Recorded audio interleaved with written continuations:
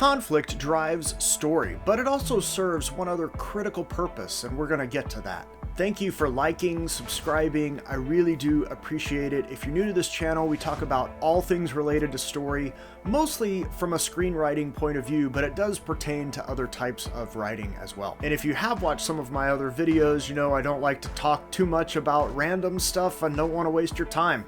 Let's jump in. When we talk about conflict, what we're really talking about are forces that either block the path or alter the tactics of a character. And conflict is really what keeps the story moving. If you don't have conflict, your story is over. As soon as the conflict ends, the end is what you should write, or fade out, or whatever the case may be. So when you end up having no conflict, your story's done. What you have to do then is make sure you've got conflict constantly going all the way throughout your story. And there's different types of conflict, so let's deal with those. For the most part, people will break conflict down into 3 types or categories or whatever. You can break them down further, but really it's just kind of derivative of the 3 big ones. So we're just going to deal with the 3, just kind of keep things simple. The first type of conflict is internal conflict. Now this is a conflict that a character has within themselves.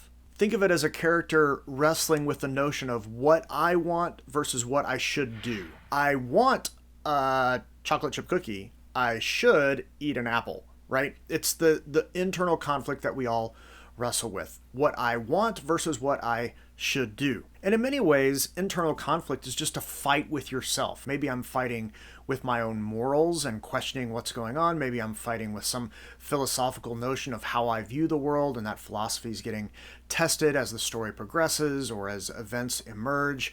Or maybe I'm just, trying to figure out who I am. And I'm like, well, I kind of want to be this person, but maybe I should be this other person. All of those are internal conflict. So that's type 1.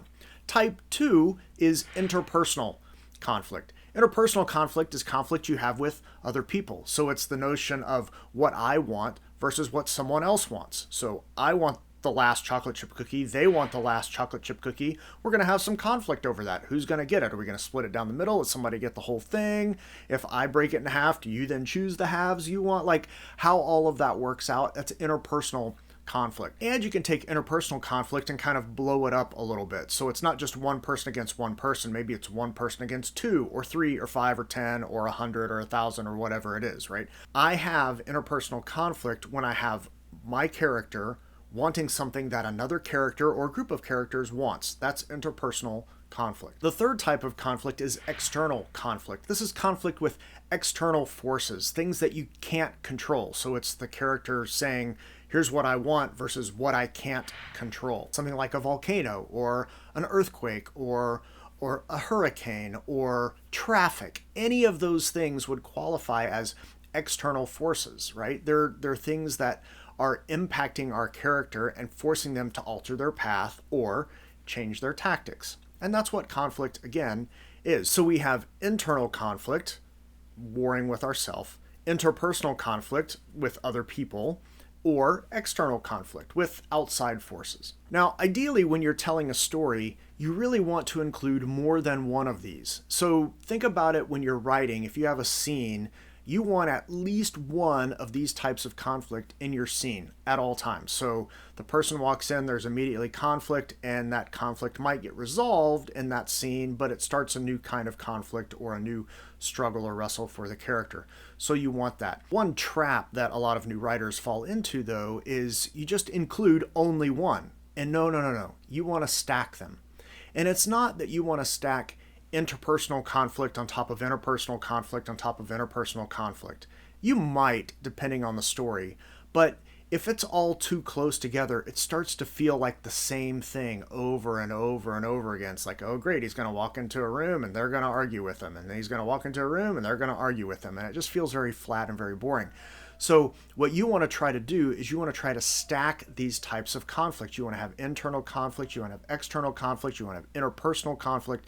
You want to have all of these kinds of conflict going on.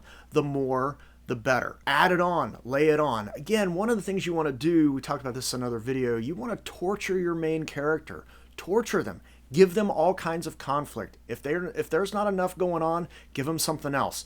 And understanding the types of conflict can help you figure out what kind of conflict to throw at your main character. So for example, if they're getting a lot of interpersonal conflict, maybe you give them some internal conflict to wrestle with as well, or an external force going on. Set the building on fire, for example. Like that literally would be a type of conflict. Okay, now I told you that conflict serves one other critical purpose in storytelling, and it's this. Conflict is the best tool to reveal character. This is how you can reveal the nature of your character, not by adding the conflict, but by seeing how the character responds to the nature of the conflict. So let me give you an example. Let's say we've got a guy and his name's Lonnie. Okay, and Lonnie is living on the 10th floor of an apartment building. Okay, it doesn't matter what city, he's living on the 10th floor. And all of a sudden, the fire alarms go off. External conflict. So we have fire alarms and we see Lonnie and we see how he reacts to this. And he may be like, yeah. And he goes out and looks out the window and sees smoke. Okay, now he's a little concerned, like, oh, this isn't a drill or anything like that. The building's really on fire. So he decides he's going to leave. So what's he grab? Maybe he doesn't grab hardly anything. Maybe he gets a couple of valuable things. What he grabs is important to the character. And now Lonnie's heading out of the building. He can't use the elevator, so he's going to head down the stairs. He gets to the 8th floor. The door is open, and he hears some crying of some kind. He can't quite make it out, and he starts to just ignore it. And he gets a couple of steps, and he goes back and he starts looking, and he finds that it's a little kid, a toddler, let's say a 2-year-old. And this toddler is all alone in the middle of the hall. Nobody else is there. Lonnie looks around, nobody there. Now, Lonnie's got a decision to make. He can just choose to turn around and leave the kid. And if he does that, all of you watching this story are like, what? What are you doing? Why are you leaving the kid? But it tells us a lot about Lonnie's character, right? If he does that. But let's just say, for example, that Lonnie decides, no, I'm going to grab the kid. So he grabs a kid and he starts heading down. Well, the flames, you start to notice in the stairwell a little bit. It's getting a little hot, and the kid starts fussing and just getting really belligerent and starts wailing and hitting on Lonnie. And Lonnie's like trying to restrain the kid and can't. What does Lonnie do? Does he set the kid down there in the middle of the stairwell and just leave him? Does he, I don't know, try to restrain him even more? He takes his belt off and like ties the kid up, or takes his shirt off and wraps the kid up so the kid can't move, or, you know, I mean, those are some ways to deal with it. Or hopefully this wouldn't happen. You know, he like punches the kid and knocks him out, you know, but now he can get out of the building, right? Like all of those are ways that a character is going to deal with conflict. Now, please don't go punching any kids. That's wrong and illegal. Don't do it. So as we see Lonnie wrestling with how to get out of the building and the way he gets out of the building, and maybe he gets down, right? And, you know, the exit that he was planning to go to is blocked, and now he's got to go through a different exit. You know, he's got to go down a hallway or down through the parking garage or whatever it is. But those are things that are blocking the path. They're altering the tactics. What is Lonnie going to do? And it tells us a lot about his character. It tells us that he doesn't really care a whole lot for his own possessions because he only grabs a couple of things and maybe they're not that really important. That he does kind of care about other people because he grabs this other kid. We're not going to say he knocks the kid unconscious. Let's say he wraps him up in his shirt to kind of restrain him a little bit. So he's trying to be gentle. He's trying to be concerned. He's trying to protect this other kid that he doesn't even know. That tells us a lot about Lonnie without having to say anything. No dialogue. No dialogue. You don't have to use dialogue to explain character. Use conflict. Conflict is one of the most powerful tools to reveal character and what a character is about. So conflict, what it does is it helps propel your story, so you need it to keep your story going, but it also helps to reveal character. And how we see characters dealing with conflict helps us understand who the character is and what they really care about. Hopefully you found this helpful, and if you have, please like, subscribe, bell, all that stuff. I really do appreciate it. Feel free to leave questions, comments. I'll try to answer those. In the meantime, happy writing. And if you're going to take the time to tell a story that matters. See you later.